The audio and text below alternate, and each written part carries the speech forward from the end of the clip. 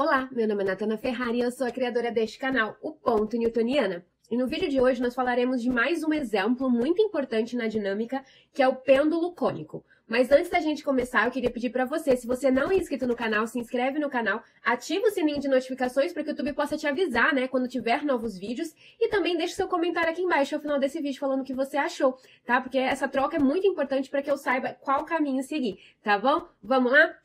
Vamos começar? Hoje nós falaremos de um exemplo do pêndulo cônico, como eu falei no início, e ele é muito importante. É muito importante porque há um movimento circular, a gente já trabalhou isso, né, principalmente lá no Instagram, mas tem vídeos aqui também. A gente tem a demonstração da aceleração centrípeta, nós falamos qual é a característica do movimento circular uniforme e tudo mais, mas a gente vai trazer esse exemplo que mistura a cinemática, que como eu já falei aqui, a cinemática, ela estuda como a velocidade varia, como a aceleração varia, e na dinâmica nós analisamos o porquê que isso acontece, porque quem que faz a minha velocidade variar, né? E a gente vê que aí a gente vai começar a trabalhar com força, mais pra frente com energia, com trabalho. Então tudo isso assim vai se juntando, tá bom? Vamos começar? Aqui a gente tem um pêndulo cônico, então é como se eu tivesse um fio aqui, tá? Então eu tenho um fio aqui, este fio tá preso uma bolinha de massa M, que tá em azul, e aqui em cima eu chamei de ponto O, é só onde ele, vamos supor que o pêndulo estaria preso, poderia ser, sei lá, numa varinha, poderia ser até mesmo numa parede, enfim, mas que ele conseguisse, né, em algum lugar que ele conseguisse rodar ali. Então, esse ponto O é só aonde a linha está presa, né, para que a bolinha pudesse rodar. Quando eu era criança, tinha um brinquedo, eu não me lembro o nome agora, meu Deus, como era aquilo? Não era ping-pong, não. Ai, eu esqueci. Mas era duas bolinhas que eram presas numa argolinha e você ficava assim batendo e elas batiam, né? E quando você aumentava mais a força, elas batiam mais. Então imagine só uma daquelas bolinhas, não sei se todo mundo aqui vai saber desse brinquedo, mas imaginar isso aqui é muito simples, certo? Imaginar que você tem um fio, né? E nele tá preso uma bolinha e você tá fazendo ele rodar. Então, ali no 3D, o que ele tá fazendo, né? A figura que ele tá fazendo é de um chapeuzinho de festa, é de um cone, né? Então, é importante que a gente visualize isso. Eu acredito que essa visualização é bem simples, né? Que você tá fazendo ali um conezinho. Por isso, pêndulo, porque a gente tem um pêndulo cônico pela trajetória ali, né? A figura que ele tá formando de um cone no 3D. Então, aqui a gente tá preso esse cone numa linha. Desculpa. A gente tá preso essa linha aqui, né? Uma bolinha. Aqui, essa trajetória. Então, essa trajetória tem um raio, ou seja, tá fazendo uma trajetória circular e ela tem esse raio. E a gente tem também um ângulo, faz-se um ângulo, na hora que você está fazendo esse movimento circular aqui, faz-se um ângulo aqui, que é esse ângulo θ, tá bom? Então, a partir disso é que a gente vai analisar. Então, qual vai ser a nossa análise? Vamos escrever aqui a nossa análise. Opa, deixa eu pegar essa aqui. Então, a nossa análise do período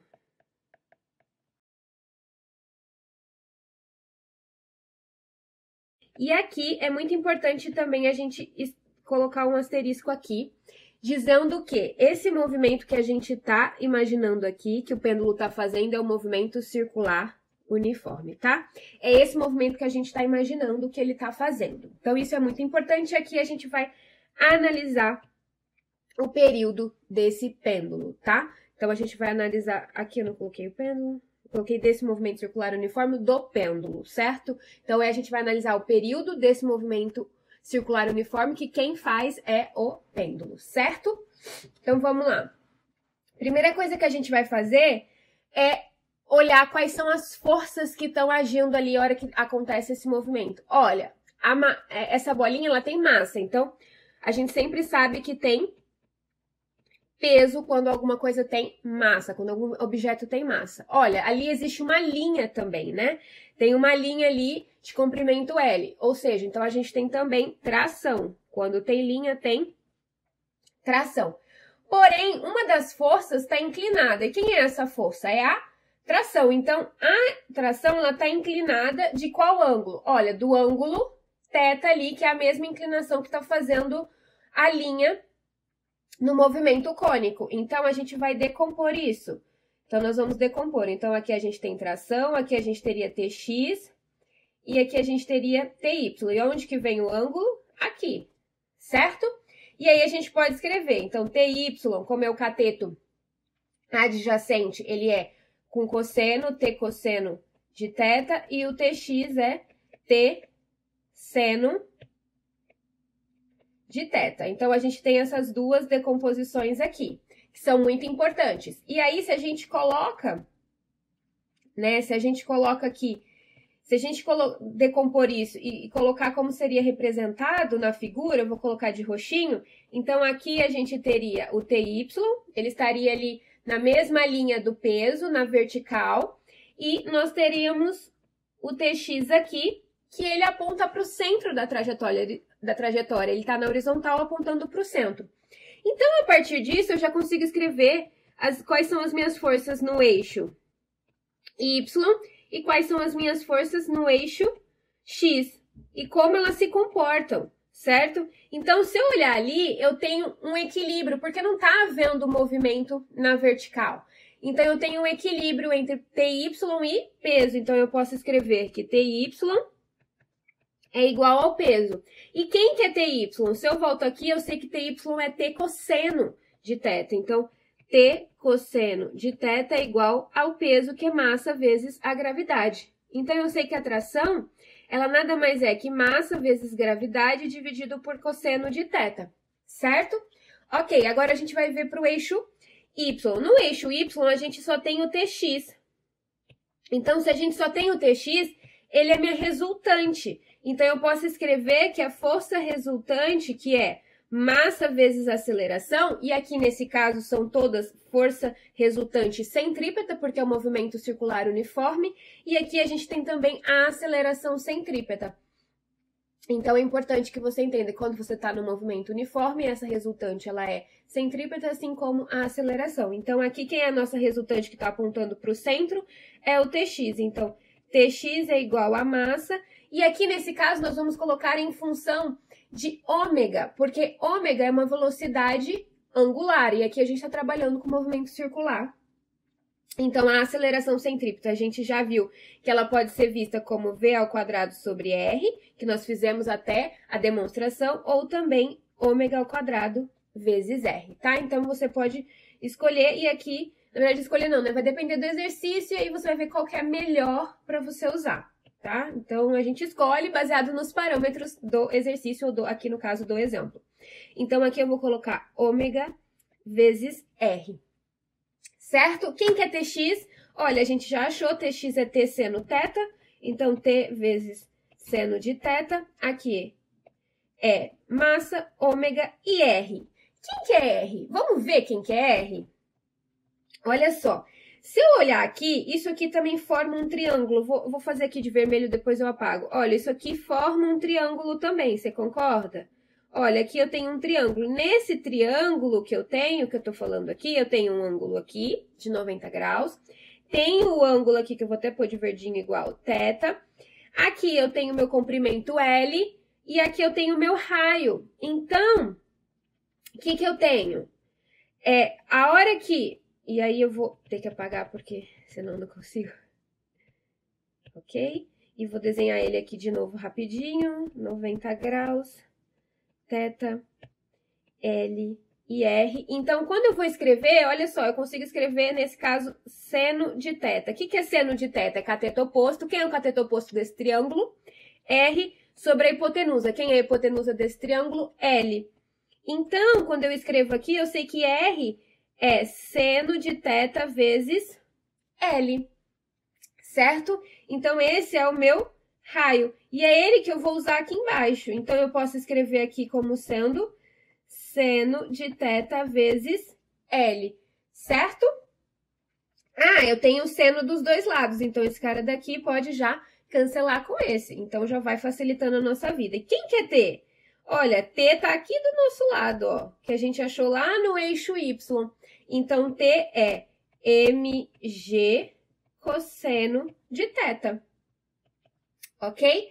E nesse caso daqui é massa ômega² vezes L. Olha, eu tenho massa dos dois lados, já posso ir cancelando também, massa com massa. Então, esse cara daqui ficou G, e aí vou passar esse cosseno que está dividindo, multiplicando lá, então vai ficar ômega² cosseno de θ L. E é isso que você falou, a gente está procurando o período. O período não está aí, onde que ele aparece? Então, o que a gente sabe? Lá do movimento circular, nós podemos escrever ômega, que é a velocidade angular, ela tem, eu posso escrever em função da frequência como em função do período. Então, se eu posso escrever 2πf, que é a frequência ali do movimento circular, ou eu posso escrever ômega 2π, e aí normalmente a gente usa o T maiúsculo, mas aqui para não confundir com a tração, eu vou usar esse Tzinho aqui que a gente normalmente usa, eu uso muito para trabalho, né? Mas aí com o tempo eu fui usando o W para trabalho, que vem do inglês, work, enfim. Mas eu vou usar esse Tzinho aqui, que é uma letra grega, para a gente não confundir com o T maiúsculo da tração, tá? É só por isso, mas eu costumo usar às vezes T maiúsculo para período, mas nesse caso aqui, porque como tem as duas, né, tem tração e tem período para não confundir. Então, é esse aqui que a gente vai colocar aqui no ômega, ok? A gente vai usar o período porque é o período que a gente está interessado. Então, vamos lá. Então, aqui ficou G. Esse aqui a gente vai abrir e vai pôr esse, tudo que tá aqui dentro, ao quadrado, vezes cosseno de θ, vezes L. Então, isso aqui ficou 4π ao quadrado, período ao quadrado, cosseno de θ, L. Olha, o período tá dividindo, vai passar multiplicando para o outro lado. Então, isso aqui vai dar período ao quadrado G, 4π ao quadrado, cosseno de θ, L. Esse cara daqui, o G, vamos passar para lá, porque a gente quer deixar o período sozinho. Então, período vai dar 4π ao quadrado cosseno L dividido por G. E aqui, vamos jogar a raiz, 4π ao quadrado cosseno de θ, aqui faltou o θ. Deixa eu apagar aqui. Opa. E aí, L dividido por G. Olha, quem que sai da raiz? Olha, 4 a gente consegue tirar da raiz. E por que a gente consegue tirar? Porque é tudo uma multiplicação, tá? Quando é soma, a gente precisa tomar cuidado quando tem soma dentro da raiz. Mas quando a gente tem multiplicação, quem é possível de tirar a raiz, né? Igual, raiz de 4, 2, a gente pode tirar. Mas se for uma soma, tomem cuidado, tá? São coisas matemáticas que às vezes, na hora da correria, na hora do nervosismo, a gente acaba fazendo algumas coisas matemáticas que não são permitidas. Então, atenção. Tome atenção quando você tiver raiz, se tiver multiplicação, pode sair, mas se tiver soma ali ou subtração, tome cuidado. Então, neste caso aqui, a gente tem que período aqui é igual. O 4 sai, que é 2, e o π também tá ao quadrado, então ele também sai.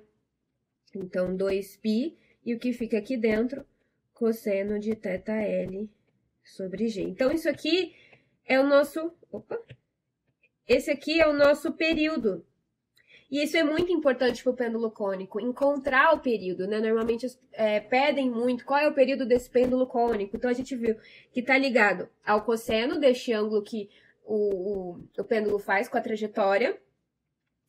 Tá ligado também ao comprimento desse fio e à gravidade, né?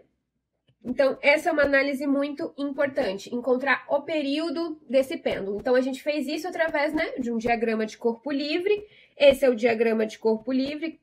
Natana, o que é o diagrama de corpo livre? Quando eu analiso um corpo sozinho ali e vejo quais são as forças que estão agindo. Neste caso, a gente viu que era tração e peso. Analisamos tudo isso, encontramos aqui o raio em função daquele triângulo. Também fizemos aqui, vimos que temos a força centrípeta no eixo X e fomos resolvendo, né? Lembramos como que faz a velocidade angular em função da frequência e do período. Encontramos o período desse pêndulo cônico, tá bom? Por hoje a gente fica por aqui, espero que você tenha gostado desse vídeo. Qualquer dúvida deixa aqui no comentário. Um beijo, bons estudos e a gente se vê no próximo vídeo. Tchau, tchau!